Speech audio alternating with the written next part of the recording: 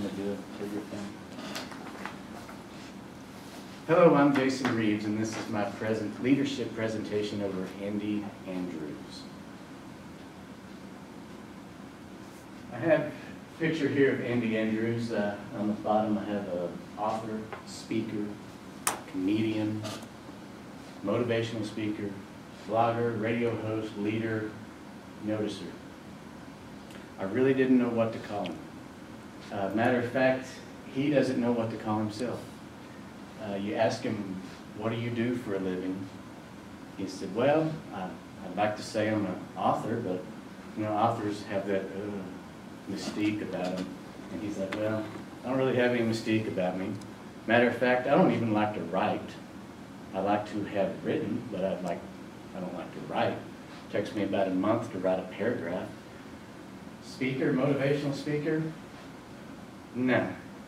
He says, speakers wear suits, they have ties, they make points. I have neither. So I listed all those because that's pretty close to what he has done in the past 30 years of his life. The last one being the noticer, which is the most important. To sum him up, it was hard to put it into words how to explain what or who Andy Andrews is. It's hard for me to relate to you on what he looks like, what he acts like, his voice, his tempo, his rhythm. So the best thing I could think of, I actually show a video of him doing what he does best, standing up in front of people, talking, having fun. Have you heard of the butterfly effect? The butterfly effect was a doctoral thesis written in 1963 by Edward Lorenz, and it was presented to the New York Academy of Sciences and laughed out of the place. It was crazy. The butterfly effect stated a butterfly could flap its wings on one side of the world and set molecules of air in motion that moved other molecules of air that then moved other molecules of air. That somewhere along the line, it could create weather patterns on the other side of the world. The butterfly effect. It was ridiculous. But it was interesting. And because it was interesting, it hung around forever in myth and urban legend and comic books and bad movies until finally, physics professors proved the butterfly effect was accurate and viable, and it worked every time. And not just with butterflies either, it worked with any form of moving matter, including people. They gave it the status of a law. Today, the butterfly effect in scientific circles is just like the law of gravity.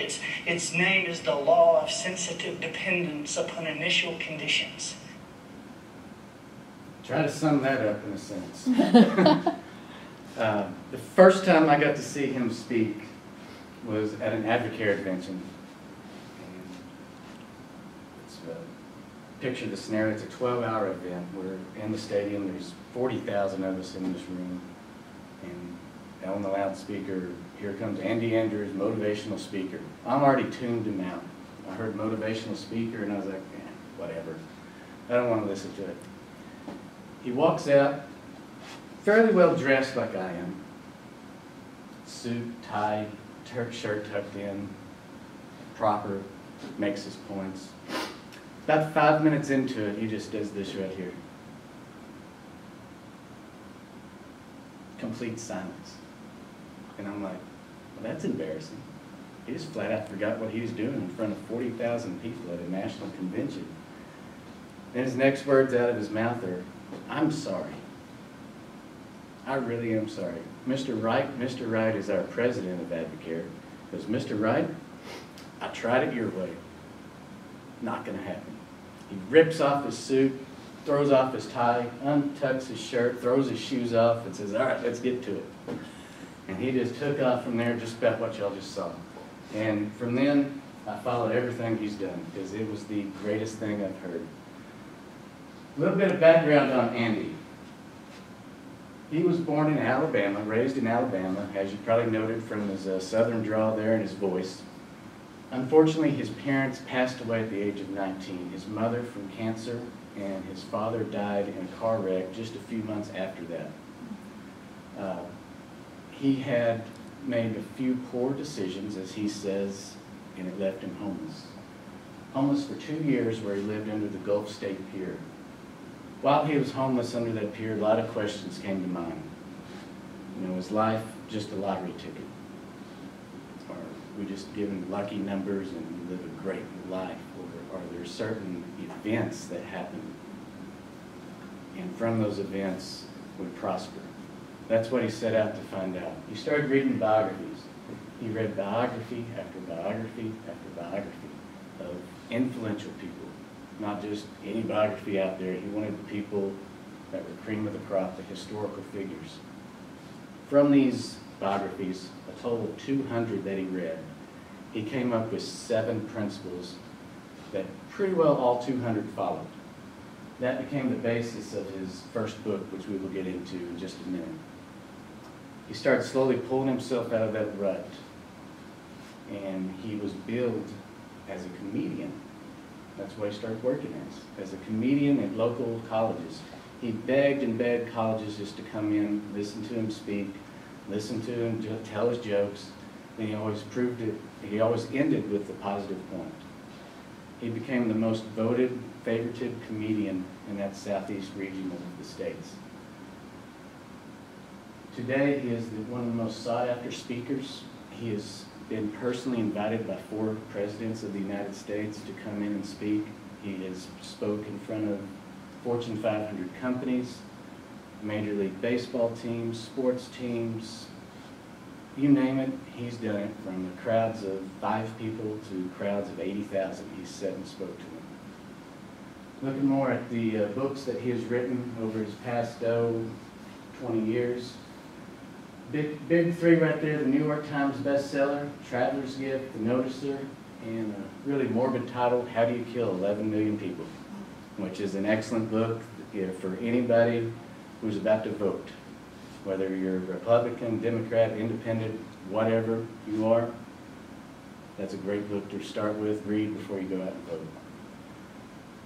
Looking at the Traveler's Gift, it contained those 7 decisions that he found out. The last decision there is persistence. He had to follow that before the Traveler's Gift was published. He was turned down 51 times before that 52nd person said, yes, I will publish this. That yes, overnight, hoisted him to an illustrious author, being on the New York Times bestseller list. It is a book continually read today, handed out as gifts.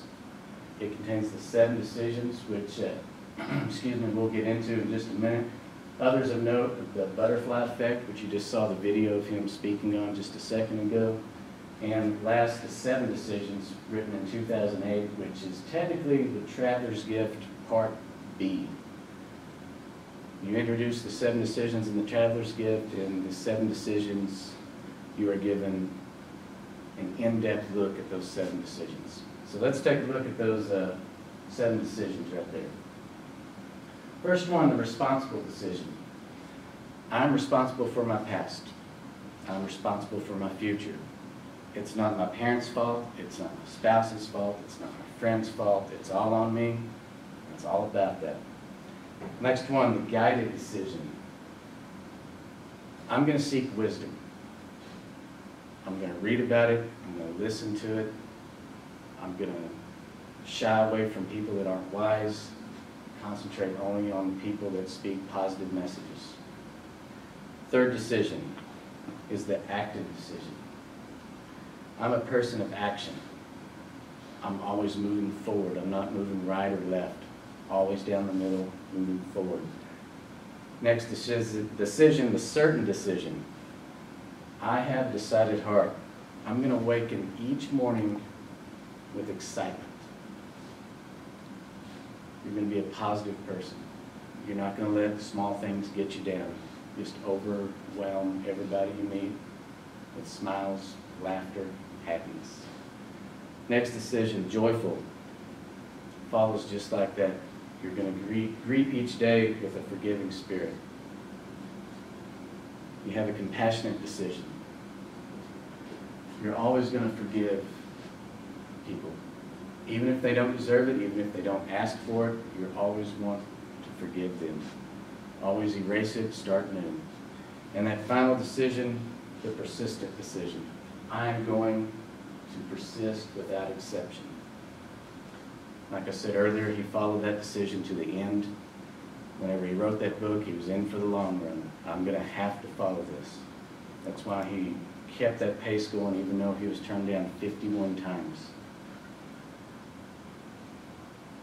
Have y'all read that right there?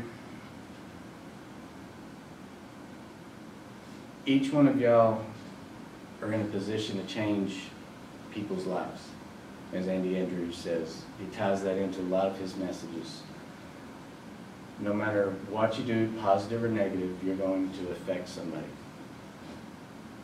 You could affect me, which could in turn affect my daughter, which could in turn affect my wife.